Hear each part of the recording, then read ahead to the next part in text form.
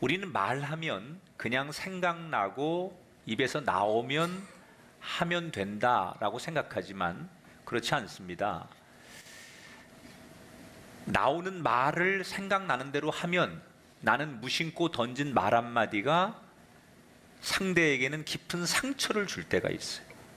그래서 말은 사실은 생각해야 되고, 말은 그냥 하면 안 되고, 말하는 것에도 기술이 필요합니다. 저는 영혼을 구원하는 일도 그렇다고 생각합니다. 어떤 분들은 복잡하게 생각하지 말고 그냥 복음만 전하면 되지 않느냐. 그러나 성경에 보면 예수님이나 제자들은 그냥 복음만 전한 게 아니에요. 어떻게 표현할까? 어떻게 들어줄까? 어떻게 이야기해야 될까? 그 복음을 말로 전하기 위해서 태도, 기술, 이런 거에 예수님과 제자들은 신경을 많이 썼습니다. 그래서 오늘 우리가 지금 당신은 구원받았습니까? 라고 하는 이 큰 주제를 놓고 여러 가지 영혼 구원에 대한 설교를 하는데, 오늘은 우리가 한 영혼을 구원하고 전도할 때 어떤 태도와 기술이 필요할까? 전도도 그냥 하면 안 돼요. 기술이 있어야 돼요. 기본적인 철학이 있어야 돼요.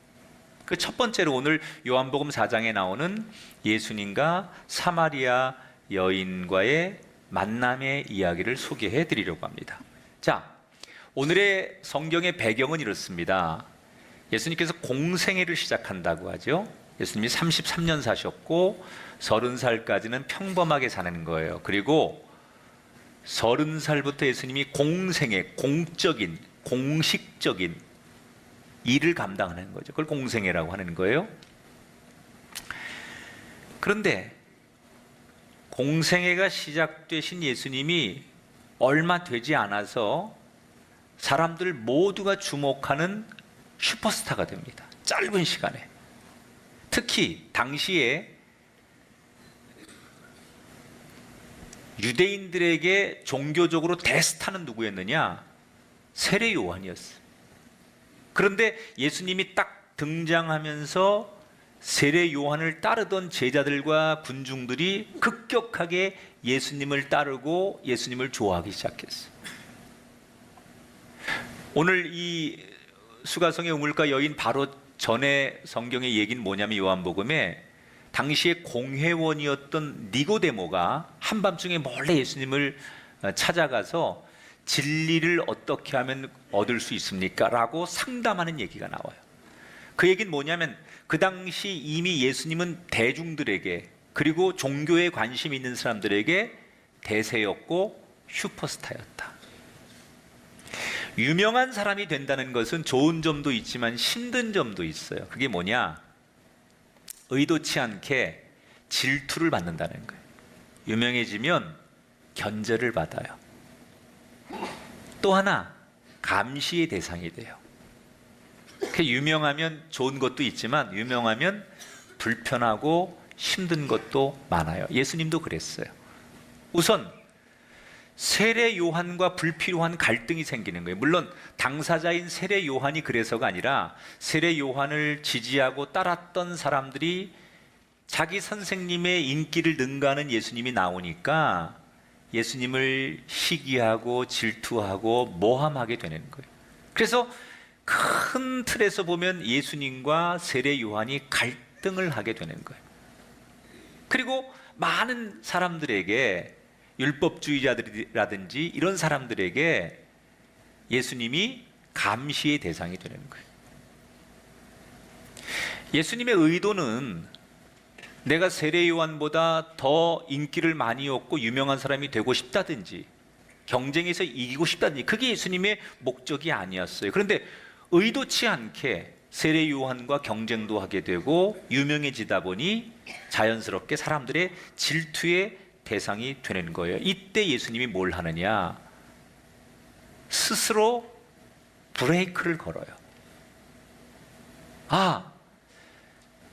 내가 유명해지려고 사역하는 게 아니고 내가 누군가의 경쟁에서 이기려고 사역하는 게 아닌데 내가 어쩌다가 이렇게 되었지? 그래서 예수님이 선언한 게 뭐냐?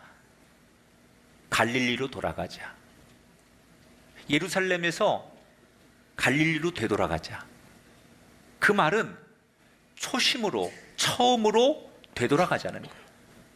쓸데없이 사람들과 경쟁하고 나를 유명한 그런 스타로 만드는 이 군중들에 있지 말고 차라리 갈릴리로 처음처럼 되돌아가자. 그래서 제자들과 함께 갈릴리로 예수님께서 돌아가는 거예요.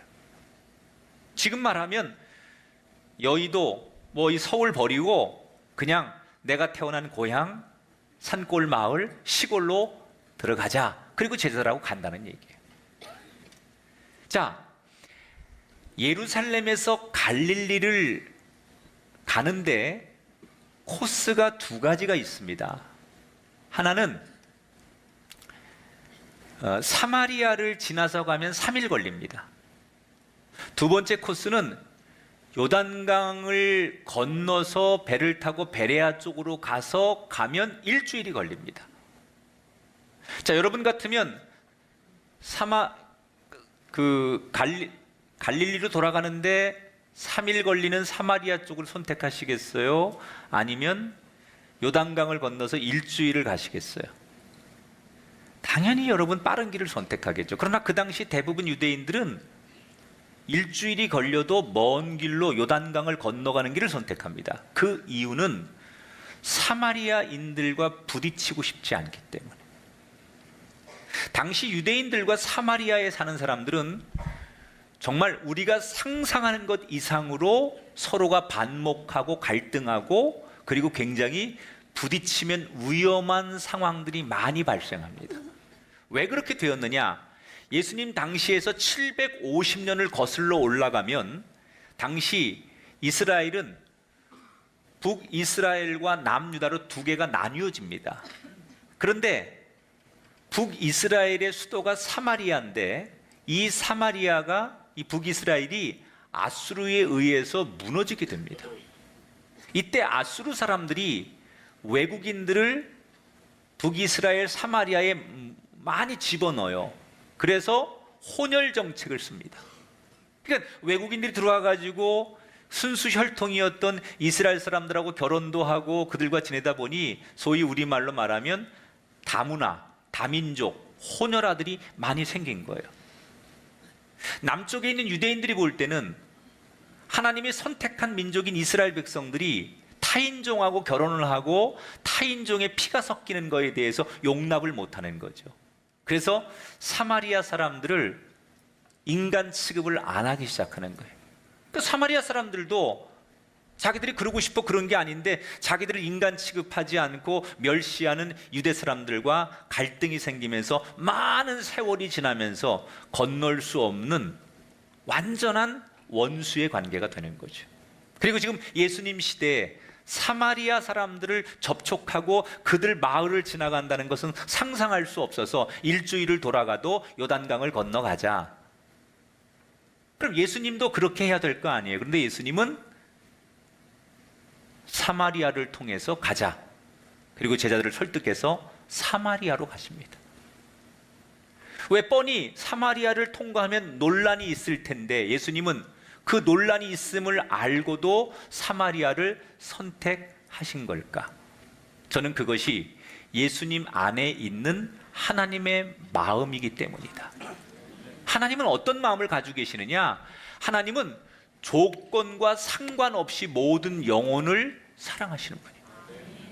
우리 인간은 사랑을 하되 인간이 갖는 사랑은 조건이 있어요. 상대가 나한테 이렇게 해줄 때 또는 나와 이런 관계가 있고 과거가 있고 스토리가 있고 내가 빚을 졌고 우린 다 이유가 있어요. 사랑하는데.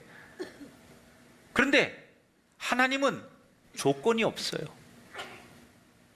설사 용서받지 못할 과거가 있을지라도 원치 않는 어떤 선천적인 조건을 가진 사람도 하나님 앞에서는 다 누구든지 사랑받고 구원받아야 될 대상인 거예요. 그러니까 인간의 눈으로 보면 아주 철저한 민족주의자였던 이스라엘 유대인들의 눈에 보면 사마리아인들은 자기 혈통을 버리고 순수한 우리 민족 동족이라고 여기지 않을 만큼 조건이 훼손된 사람임에 틀림이 없지만 하나님은 그 사마리아인들도 사랑의 대상이 되는 거예요. 그러니까 우리가 영혼을 구원한다는 건 뭐냐? 우리의 마음으로 하는 게 아니에요. 하나님의 마음으로. 전도는 내가 좋아서만, 좋아하는 사람에게만 하는 건 전도가 아니에요. 엄밀히 말하면 전도는 내가 싫어하는 사람에게도, 아니 거부감이 드는 사람에게도 하나님께서 그를 사랑하시니까 그 마음으로 가서 복음을 전하는 게 전도인 거예요. 그러니까 우리가 하는 전도는 엄밀히 말하면 전도가 아니에요. 우리는 클럽을 만드는 거예요. 내가 좋아하는 친구, 내가 좋아하는 사람만 불러 모은다. 그건 여러분 엄밀히 말하면 전도가 아니에요. 전도는 내가 불편하고 거부감이 드는 사람일지라도 하나님이 그를 사랑하니까 나는 힘들어도 그에게 가서 하나님의 마음을 전하는 게 전도라는 거예요. 전도는 예수님처럼 넓은 가슴으로 해야 돼요. 그래서 예수님은 비난과 논란을 일으킬 수 있다는 걸 알면서 사마리아로 들어가시는 거예요. 그래서 제자들은 다 반대했어요. 근데 예수님은 하나님 마음이기 때문에 사마리아에 들어갔습니다. 무척 덥지요. 낮 12시가 됐는데 가장 높은 곳에서 내뿜는 그 햇빛에 예수님과 제자들은 지쳐갑니다. 그래서 좀 쉬어가자, 점심도 좀 먹고 가자. 그래서 어디서 쉴까 하다가 때마침 야곱의 우물이라는 곳을 발견하게 돼요. 그곳에서 점심도 먹고 쉬어가기로 합니다. 제자들은 예수님 잠깐만 계세요. 저희가 마을에 가서 먹을 걸 좀 사오겠습니다. 그리고 선생님을 앉혀놓고 제자들은 마을로 들어가지요. 그렇게 예수님이 혼자서 우물가에서 제자들을 기다리며 쉬고 있는데 저쪽에서 한 여인이 이 더운 시간에, 아무도 움직이지 않는 시간에 물동이를 이고 눈치를 살피며 그리고 두려움에 가득한 눈빛으로 주변을 계속 경계하며 한 여인이 다가옵니다. 이 여인은 성격이 내성적이어서 그런 것이 아니라 사람을 두려워하고 사람을 피하고 싶은 거예요. 왜 굳이 모두가 다 쉬는 이 시간에, 이 더운 시간에 우물에 왔을까? 그리고 우물가에 와서도 왜 사람들을 경계하고 두려워하고 불안한 눈빛으로 주변을 계속 훑어보고 있을까? 잘은 몰라도 이 여인은 분명히 사람들에게 상처를 입고 세상의 마음의 문을 닫은 사연이 있을 거예요.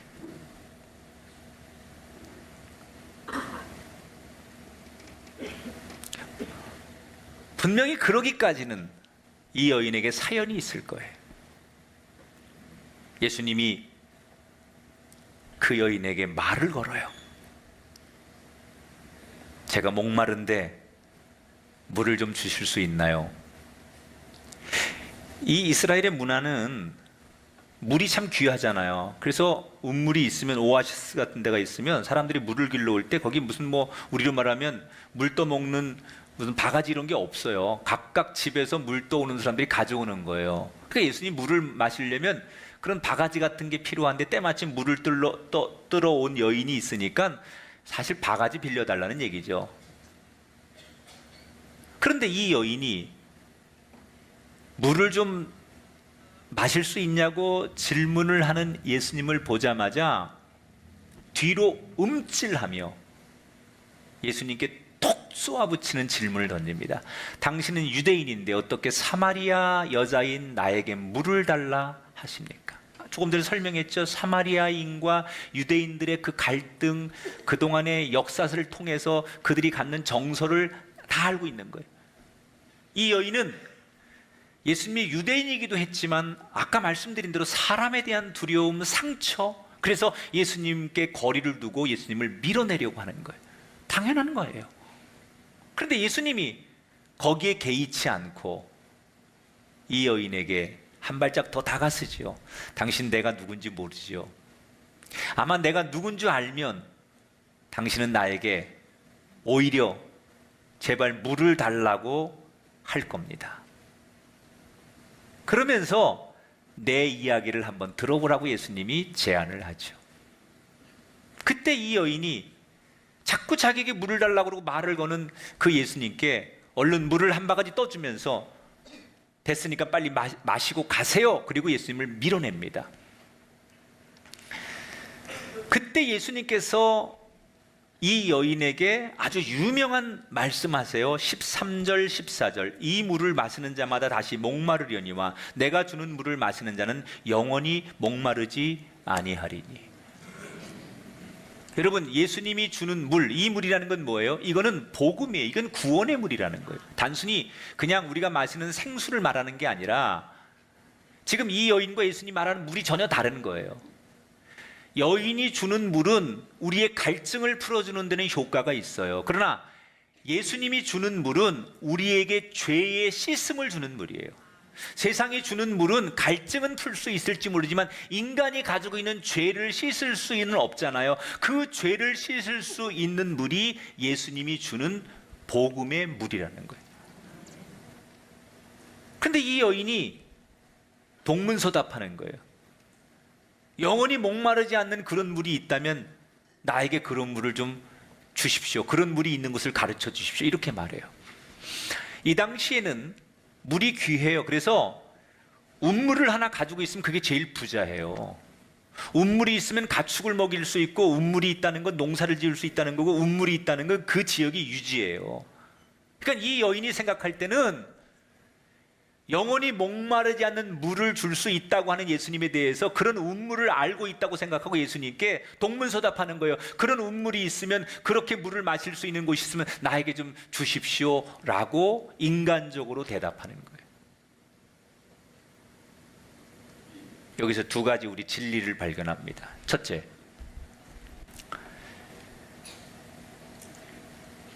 이 요한복음은 참 문학적으로 굉장히 신학적으로 보면 이 요한복음은 문학적 기법이 대단히 연출 기법이 뛰어난 책이에요. 이 저자가 이 사건을 그냥 이렇게 쭉 전개하면서 굉장히 드라마틱하게 요한복음을 꾸미죠. 저자가. 우선 보세요. 예수님이 지금 그 야곱의 우물에 왔어요. 그런데 지금 이게 무대라고 하면 제자들은 먹을 걸 구하러 동네로 들어가느라고 퇴장하는 거예요. 싹 사라지는 거예요. 그리고 이 동네에 많은 사람이 있지만 한낮이기 때문에 아무도 등장하지 않아요. 거기 누구만 있는 거예요? 예수님과 이 여인 단 둘이만 있는 거예요. 여러분, 이게 만약에 무대라고 생각하면 보세요. 모든 사람은 다 사라져요. 무대에 등장했던 모든 사람들은 사라지고 예수님과 이 여인 단 둘이만 만나는 거예요. 그리고 어색한 그 둘과의 만남을 통해 예수님은 이 여인을 구원으로 초대하는 거예요. 많은 현대 그리스도인들이 뭘 못하느냐? 군중 속에 파묻혀서 신앙생활하는 건 잘하는데 하나님과 나와의 단 둘이의 이 진지한 만남, 누가 중간에 끼지 않고 누구를 통해서 가지 않고 나와 주님과 단 둘이 대면하는 이 진지한 만남이 우리들에게 있어야 된다는 거예요. 우리가 신앙생활하면서 정말 과거에는요, 나와 주님과 씨름하는 시간, 나와 주님과 대면하는 시간, 다른 거 필요 없어요. 누구를 통해 기도하고, 누구를 통해 예배하고, 누구를 통해 하나님 앞에 가는 게 아니라 내가 주님 앞에 때가 되면 주님과 단 둘이, 이 여인과 주님이 마주한 것처럼 그렇게 단 둘이 대면하고 그렇게 솔직하게 자기의 마음을 드러내고 그 주님께 질문과 대답을 들어가면서 주님을 만나는 이 극적인 사건들이 있어야 되는데, 많은 그리스도인들이 누구를 통해서 나의 모습은 감춰지고, 그러니까 우리의 신앙이 폭발하지 않는 거예요. 우리의 믿음이 자라지 않는 거예요. 누가 여러분 하나님 앞에 위대한 사람이 됩니까? 어떤 위대한 영적인 거장들도 하나님과 자신과의, 예수님과 자신과의 단 둘이의 진지한 만남이 있는 사람들, 누구를 통해서가 아니에요. 부모가 기도해주고 배우자가 기도해주고 누군가가 나를 위해 기도해주는 게 아니라 내가 주님과 단 둘이 씨름하며 주의 이름을 부르며 둘만의 진지한 만남이 있는 사람이 신앙의 거장이 되더라는 거예요. 여러분에게 그런 시간이 있게 되길 바랍니다. 너무 많은 현대인들이 인해장막에 주님 앞에 나가는데 너무 많은 중간의 것들이 끼는 거예요.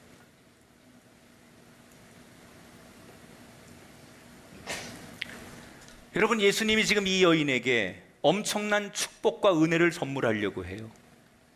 그런데 이 여인은 예수님의 다가오심을 마음의 장벽과 편견을 가지고 거부하고 있잖아요.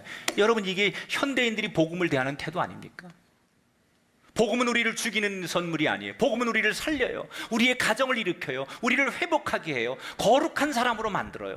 복음은 축복이에요. 그런데 많은 사람들에게 우리가 복음을 전하면 사람들은 편견 때문에, 마음의 장벽 때문에 기독교, 교회, 예수쟁이들, 그래서 우리의 복음을 마치 이 여인이 예수님이 주려고 하는 엄청난 은혜에 대해서 그 마음의 장벽과 편견을 가지고 거부하고 밀어내듯이 많은 현대인들이 우리에게 주려고 하는 하나님의 은혜의 말씀을, 하나님의 다가오심을 거부하고 받아들이려고 하지 않는 현대인들과 2000년 전에 이 여인과 공통점이 있더라는 거예요. 우리 성도들 가운데 사랑은 받아본 사람이 사랑도 하게 되더라고요. 고기를 먹어본 사람이 고기도 먹어요. 다른 건 몰라도 하나님의 사랑을 장벽을 치고 막으려고 하지 마시고, 하나님의 은혜를, 하나님의 말씀을, 하나님의 감동을 인위적으로 여러분 거부하거나 거절하거나 막는 사람이 아니라 내게 한없이 그 사랑의 물결이 흘러 들어오도록 하나님 앞에서는 마음의 문을 여는 여러분이 되시기를 주의 이름으로 축원합니다.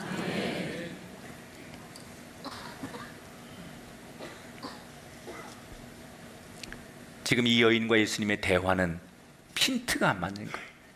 예수님은 이 여인에게 영원히 마르지 않는 복음의 물, 구원의 물을 주겠다는데 이 여인은 단순히 육적인, 세상적인 물을 추구해요.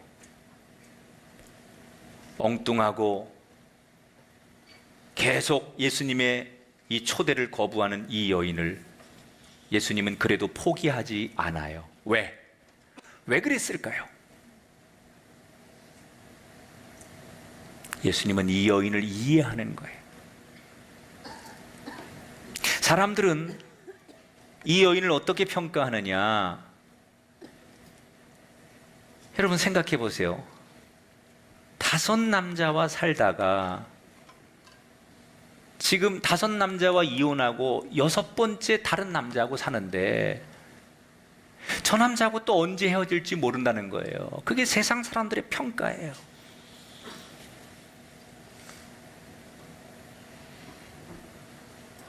이 여인을 그렇게 단정하는 거예요. 근데 예수님은 그걸 다 알아요. 그런데 예수님이 이 여인을 그럼에도 불구하고 받아들이는 이유는 뭐냐? 오죽하면 그랬을까? 이런 결과가 있기까지 이 여인이 어떤 과정이 있었고 어떤 아픔이 있었고 이렇게 되기까지 무슨 일이 있었는지 사람들은 생각하지 않아요. 지금의 그 여인의 모습만 가지고 정죄하고 비난하고 더러운 여자라고 말하고 나와 다른 여자라고 생각해서 그 여인을 밀어내기 시작하는 거예요. 그런데 예수님은 한 가지가 달랐어요. 오죽하면 그랬을까? 그 여인을 이해하기 시작한 거예요. 잘했다는 게 아니에요. 이렇게 되기까지 왜 이 여인이 이렇게 되었을까? 그 과정을 이해하려고 하시는 거예요.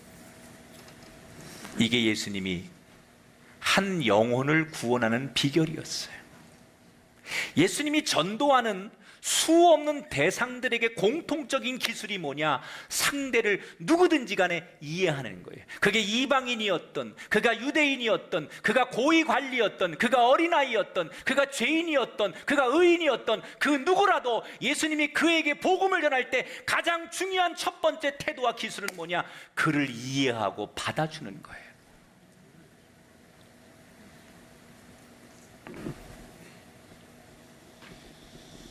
우리가 복음을 전할 때 제일 힘든 이유 중에 하나, 복음을 전하면 거절당하는 두려움. 그게 현대인들이 전도하는데 가장 어려운 거예요. 두 번째, 계속 나는 사랑과 복음을 전하는데 상대가 계속 거절하거나 불친절할 때 그걸 인내하며 받아들이기 어려워요, 현대인들이. 그래서 복음을 우리가 못 전하는 거예요. 사랑하는 여러분, 넓은 마음, 상대를 이해하려고 하는 마음이 복음을 전하는 시작이고 중요한 것임을 잊지 마시기 바랍니다. 아무리 해도 안 되니까 예수님께서 이 여인에게 상처를 끄집어내시죠. 아무리 대화해도 자꾸 동문서답하니까 예수님께서 이 여인에게 네 남편을 불러와라. 이 여인이 어떤 여인이라고요? 5 남자하고 이혼하고 1 남자와 동거 중이에요. 이 말을 뒤집어 말하면 이 여인은 그만큼 사랑에 목말랐다는 얘기예요. 그죠?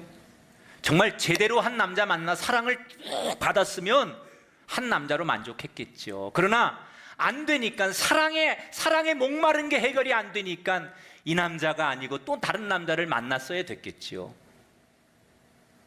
그런데 사람들은 그렇게 생각하지 않아요. 그녀를 비난합니다. 손가락질합니다. 남자를 계속 갈아치운 부도덕한 여자라고, 지금 사는 남자도 언제 버릴지 모른다고. 그래서 그 여인은 그런 세상 사람들의 손가락질과 비난이 싫어서 아무도 없는 시간에 운물에 온 거예요. 그런데 예수님께서 먼저 가장 아픈 부분을 건든 거예요. 우리도 여러분, 누가 내 가장 아픈 부분을 건들면 다 발끈하잖아요. 그죠? 그렇다고 좀 해줘요. 우리도 그렇잖아.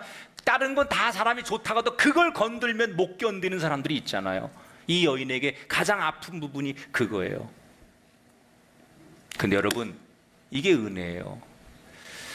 설교를 들으실 때, 여러분 신앙생활 할 때 아파야 돼요. 말씀이 나를 아프게 해야 돼요. 아픈 말씀이 있어야 돼요. 불편한 말씀이 있어야 돼요. 그래야 일어나는 거예요. 근데 제가 우리 후배들한테 그런 얘기예요. 야, 좋은 설교는 교인들이 좋아하는 소리를 하면 안 된다. 때로는 교인들이 아프게 들려와야 된다. 듣고 싶지 않지만. 이 여인은 제일 듣고 싶지 않은 얘기를 예수님이 하는 거예요. 네 남편을 불러와라. 제일 아픈 곳을 건드는 거예요. 근데 그게 그 여인을 살리는 거예요. 여러분, 때로는 말씀 듣다가 저 말씀 나에게 하시는 것 같다. 제일 아픈 부분이 말씀으로 나를 터치한다. 그때가 주님이 여러분을 만지시기 시작하는 거예요. 그때가 은혜예요. 그때가 있어야 돼요. 근데 많은 분들이 나한테 좋아하는 인스턴트의 말씀, 내가 귀에 즐거운 그런 말씀을 자꾸 듣기를 원해. 제가 그 유혹에 빠진 적이 있었어요. 그래서 교인들이 좋아하는 이야기, 그냥 표현은 실생활에 도움이 될 만한 이야기. 근데 그게 복음적이지 않은 거예요. 아프지는 않게 해요. 좋게만 하는 거예요. 웃기고 행복하게. 그게 전부 복음은 아니잖아요. 복음은 때로는 나를 아프게 해요. 지금 예수님께서 이 여인이 좋아하는 얘기를 하지 않아요. 아픈 얘기를 하는 거예요. 네 남편을 데려와라. 이 말씀이 자기를 쿡 찌를 때 이 여인은 비로소 예수님이 하나님의 진짜 선지자임을 알아요. 그리고 그 여인은 예수님을 비로소 받아들이고 복음을 받아들여요. 말씀을 정리합니다. 이 여인이 이렇게 좋은 결과를 얻기까지 예수님이 이 여인을 컨트롤할 수 있었던 두 번째 비결이 뭐냐? 그렇게까지 예수님은 즉흥적인 게 아니에요. 그냥 뛰어나서가 아니에요. 예수님도 평범했지만 말씀으로 준비하고 오랫동안 기도로 준비하고, 예수님이 공생애를 시작하면서 제일 먼저 하신 일이 뭐예요? 광야에 가서 40일을 금식하며 기도로 준비했다는 거예요. 우리가 한 영혼을 다룰 때 준비 없이 그냥 가서 복음을 전하고 그를 전도한다는 건 여러분 너무 교만한 얘기예요. 모든 스포츠든 어느 분야든 좀 우리 노래하는 것도 그렇고 준비가 돼야 돼. 준비가, 호흡이 준비돼야 되고, 운동도 예비 동작, 준비 동작이 있어야 그 보를 받을 수 있고, 복음을 전할 때, 한 영혼을 우리가 구원할 때 준비 없이 하는 거예요, 사람들이. 자기가 말씀에 대한 준비, 어떤 질문을 받아도 복음에 대한 정확한 말씀을 전할 수 있고 설명할 수 있는 성경적인 준비가 돼 있어야 하고, 그를 위해 내가 복음을 전할 수 있는 기도자가 돼야 하고, 그를 오랫동안 바라보는 그런 마음에 준비가 돼 있어야 되는데, 그런 준비 없이 말씀도 잘 모르고 내가 기도도 안 하고 그냥 가서 내가 전도지 나눠주고 그 사람에게 교회 한번 나와보랬다고 해서 그게 전도하는 거냐? 그러니까 현대인들이 전하는 사람이나 복음을 듣는 사람이나 다 상처를 받는 거예요. 준비되지 않은 사람이 복음을 전하니까. 전도는 꼭 해야 돼요. 그런데 어떻게 해야 되느냐? 준비하셔야 돼요. 우리 교회 알파, 말도 안 되는 질문 다 할 수 있는 곳이 알파예요. 별 얘기를 다 해. 이순신 장군이 천국 갔을까 못 갔을까, 뭐 이런 얘기. 아담은 배꼽이 있었을까 없었을까, 이런 얘기. 뭐든지 궁금한 거, 말도 안 되는 거 다 질문하고 그거에 대해 토론하는 게 알파. DMT, Disciple Mission Training. 예수님처럼 전도하는 제자를 만드는데 전도에 필요한 말씀이 뭐고, 뭘 준비해야 되고, 전도 제자 만드는 거. 큐티, 1:1 양육, 성서 바이블 칼리지. 얼마나 많은 여러분들을 위해서 하나님이 주시는 좋은 찬스들이 있는데 사람들이 훈련하지 않는 거예요. 그러니까 10년, 20년, 30년이 가도 나는 복음하고 상관이 없는 거예요. 교회는 오래 다녔는데, 몇 대째 예수를 믿었는데 그 말씀을 하나도 설명을 못해요. 성경을 내가 어딜 펼쳐놓고 이게 복음이고 이게 진리고 이게 믿음이고 설명할 수 없는 거예요. 그러니까 복음을 못 전하는 거예요. 우리 다 그렇게 살아온다는 거예요. 근데 예수님은 아니었어요. 준비되었어요.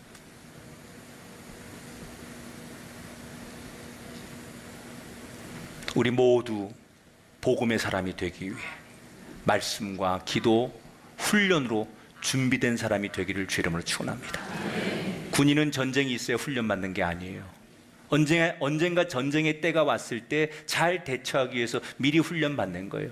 지금 당장 급한 일이 아닌 것 같더라도 언젠가 한 영혼에게, 그게 여러분의 가정일 수도 있고 여러분 가족일 수도 있고 자식일 수도 있잖아요. 한 영혼에게 필요한 말씀을 전하려면 지금 훈련돼야 합니다. 예수님처럼 준비되어 쓰임받는, 그래서 한 영혼이 살아나는 이 엄청난 이야기가 어느 날 내 인생에 나라고 하는 사람이 쓰임받는 무대가 이렇게 조명으로 쫙 비춰졌을 때 내가 거기에 그 주인공으로 나와 있는 한 사람 되기를 주님의 이름으로 축원합니다.